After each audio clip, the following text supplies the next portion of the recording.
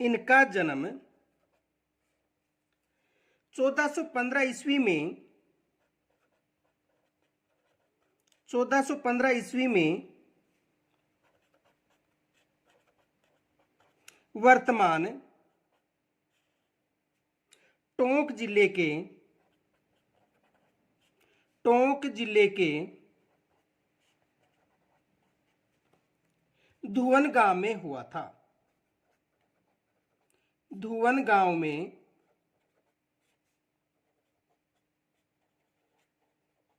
हुआ था। इनका जन्म कहां पर हुआ था? देखो 1415 ईस्वी में जो वर्तमान टोंक जिले का जो धुवन गांव है वहां पर जो संत धन्ना जी थे इनका जन्म हुआ था। अब देखो संत धन्ना जी के यदि पिताजी का नाम पूछा जाए तो इनके पिता का नाम था रामेश्वर जाट। पिता का नाम क्या था? रामेश्वर जाट। इनके पिता रामेश्वर जाट थे। संत धन्ना के पिता कौन थे? रामेश्वर जाट। देखो जो संत धन्ना थे इनके गुरु का नाम था रामानंद। इनके गुरु का नाम रामानंद था। इनके गुरु का नाम क्या था? रामानंद। संत धन्ना के गुरु का नाम क्या था? रामानंद था। यह विशेष याद रखना क्योंकि संत धन्ना के अलावा जो संत पीपाजी थे उनके भी गुरु का नाम क्या था? रामानंद। ये फैक्ट विशेष याद रखना, नोट। संत धन्ना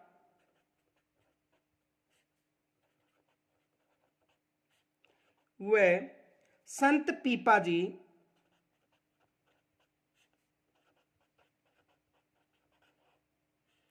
संत धन्ना व संत पीपाजी दोनों के गुरु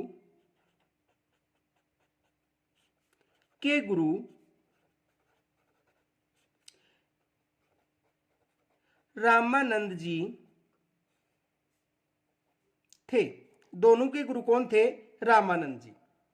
और इन दोनों ने काशी में जाकर रामानंद से शिष्यता ग्रहण की थी। इन दोनों ने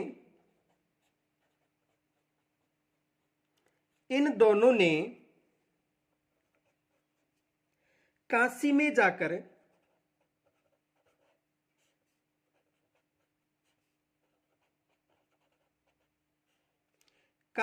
जाकर रामानंद के शिष्य बन गए थे। रामानंद के शिष्य बन गए थे।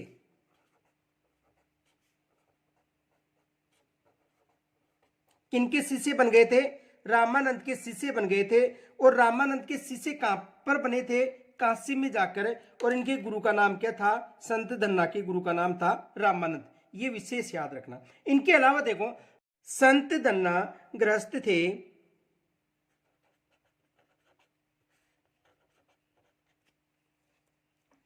और कृषि कार्य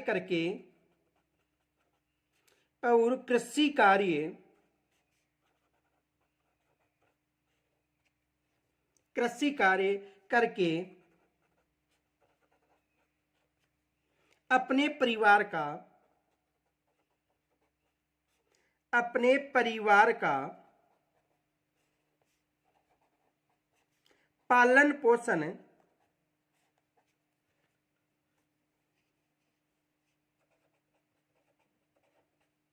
करते थे।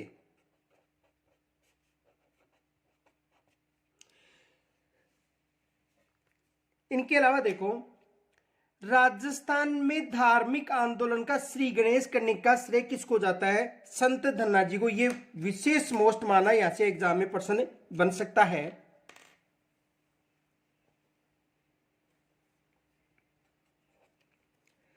राजस्थान में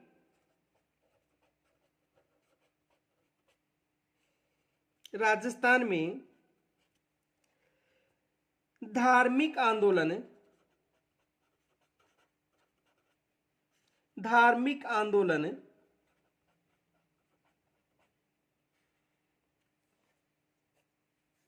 का श्री गणेश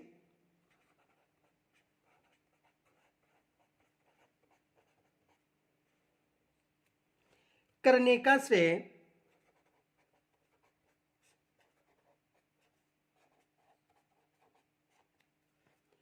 संत धन्ना को ही है।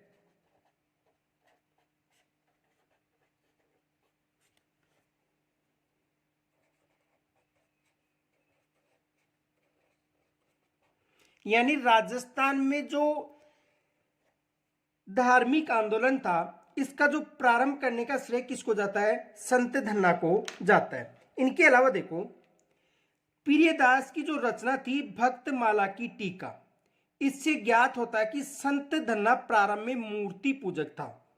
एग्जाम में प्रश्न पूछा जा सकता है। तो देखो, प्रियदास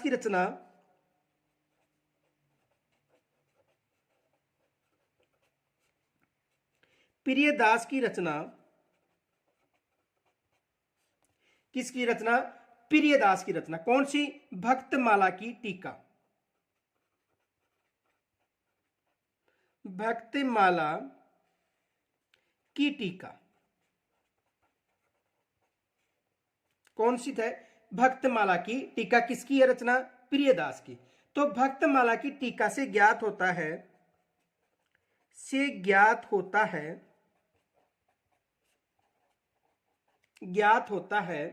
कि संत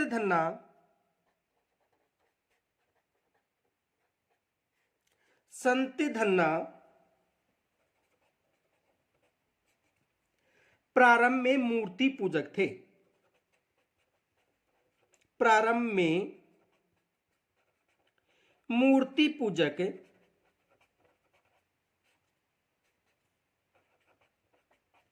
में क्या थे? मूर्ति पूजक थे।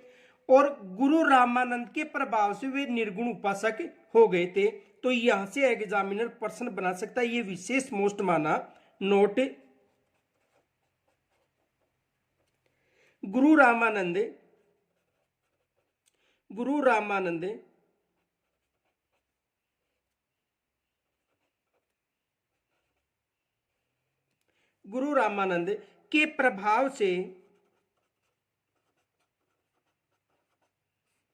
के प्रभाव से वे निर्गुण उपासक हो गए।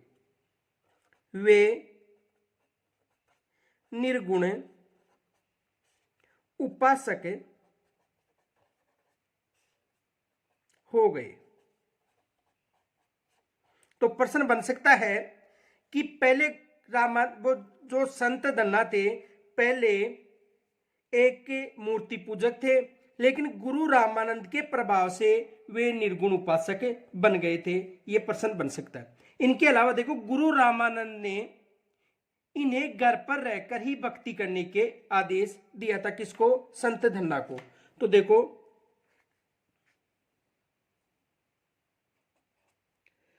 गुरु रामानंद ने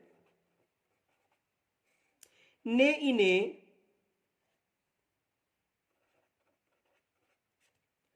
घर पर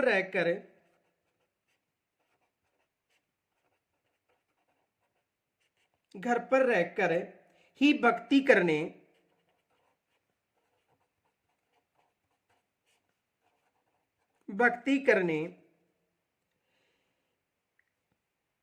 का आदेश दिया था।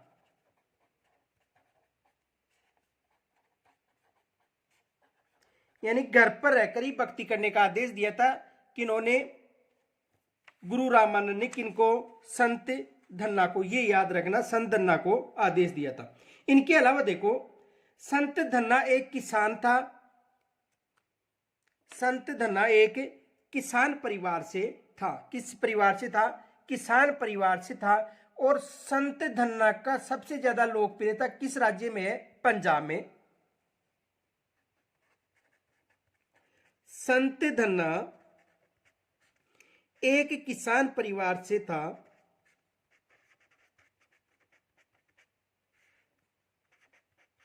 एक किसान परिवार से था तथा सबसे ज्यादा लोकप्रिय पंजाब में है। संत धन्ना सबसे अधिक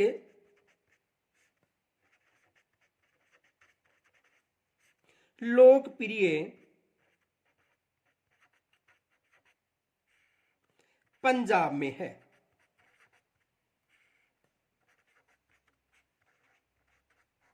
किस राज्य में सबसे लोकप्रिय है? पंजाब राज्य में संत धन्ना लोकप्रिय। अब देखो संत धन्ना से कौन कौन से पर्सन मोस्ट बनते हैं। देखो इससे जो मोस्ट पर्सन बनते हैं, एक तो ये पर्सन बन सकता है कि संत धन्ना का जन्म हुआ था। एक तो अधिकतर एग्जाम में ये प्रश्न पूछा जाता है, संत धन्ना का जन्म कहां हुआ था।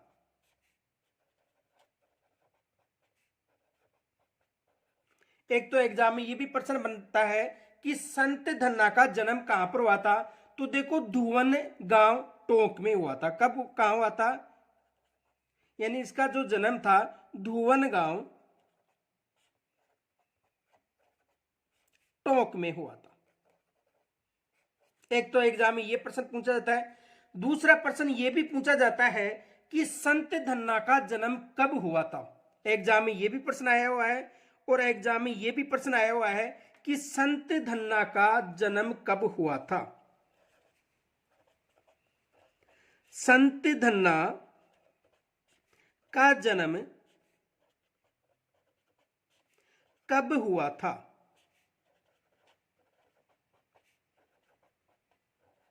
संत धन्ना का जन्म कब हुआ था? तो देखो संत धन्ना का जन्म 1415 ईस्वी में हुआ था। कब हुआ था? 1415 ईस्वी में संत धन्ना का जन्म हुआ था। दूसरा प्रश्न देखो यह भी बनता है कि संत धन्ना के गुरु थे।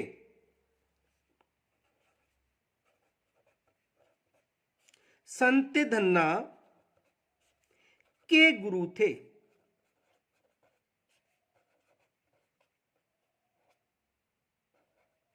तो देखो संत धन्ना के गुरु कौन थे? तो संत धन्ना के गुरु रामानंद थे।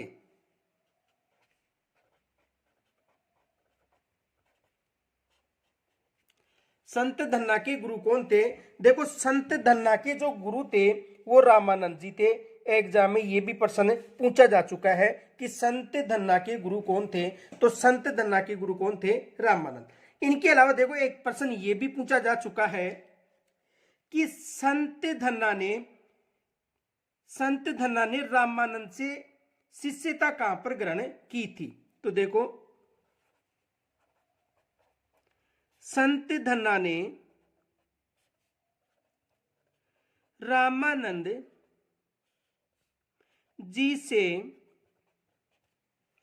कहां पर शिष्यता ग्रहण की थी। कहां पर जाकर शिष्यता ग्रहण की थी। तो रामानंद जी से जो संत धन्ना था उन्होंने कहां पर जाकर जो शिक्षा ग्रहण की थी या शिष्यता ग्रहण की थी, ये भी एग्जाम में प्रश्न बनता है। तो उन्होंने कहां पर जाकर शिष्यता ग्रहण की थी? काशी में। ये भी एग्जाम में प्रश्न आ चुका है। देखो संत धन्ना का जन्म कहां पर हुआ था, ये भी एग्जाम में प्रश्न आ चुका है। संत धन्ना का जन्म कब हुआ था, ये भी आ चुका है। संत धन्ना के गुरु कौन थे, ये भी प्रश्न आ चुका है। और संत धन्ना ने रामानंद जी से कहां पर जाकर शिष्यता ग्रहण की थी, ये भी प्रश्न बन चुका है। तो कहां पर जाकर शिष्यता ग्रहण की थी? काशी में। इनके अलावा देखो एक प्रश्न ये भी बन चुका है कि राजस्थान में धार्मिक आंदोलन का श्री गणेश करने का श्रेय किसको है। राजस्थान में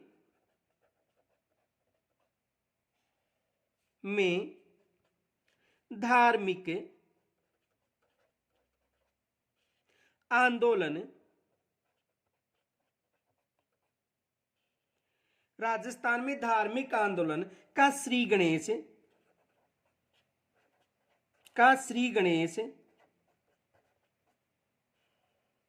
करने का श्रेय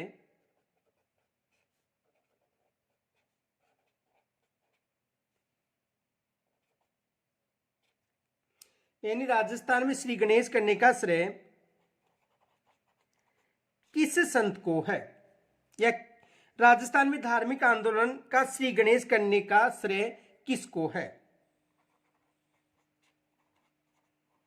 तो राजस्थान में जो धार्मिक आंदोलन था, इसका जो प्रारंभ करने का श्रेय किसको है, संत धन्ना को।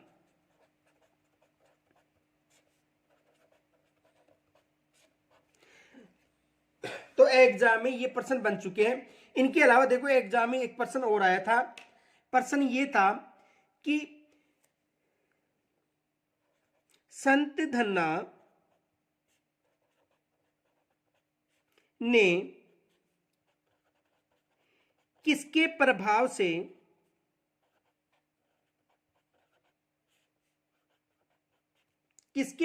से जो निर्गुण उपासक थे, संत धन्ना ने किसके प्रभाव से निर्गुण उपासक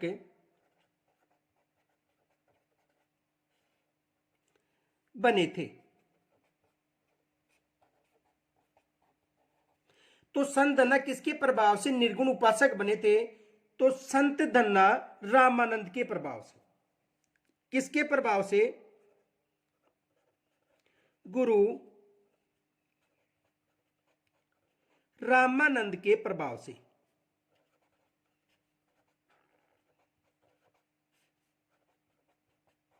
किसके प्रभाव से उपासक बने थे, गुरु रामानंद के प्रभाव से उपासक बने थे। देखो यानी कि पहले ये मूर्ति पूजक थे, उसके बाद में निर्गुण उपासक बने थे। दूसरा प्रश्न ये बन सकता है कि किसके अनुसार यह कहा जाता है कि संत धन्ना प्रारंभ में मूर्ति पूजक थे। यह भी एग्जाम में प्रश्न बन सकता है।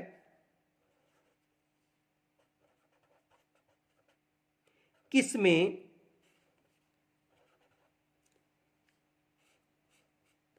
किस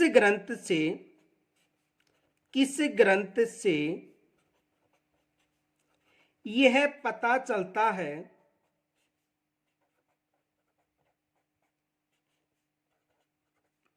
कि संत धन्ना प्रारंभ में मूर्ति पूजक थे।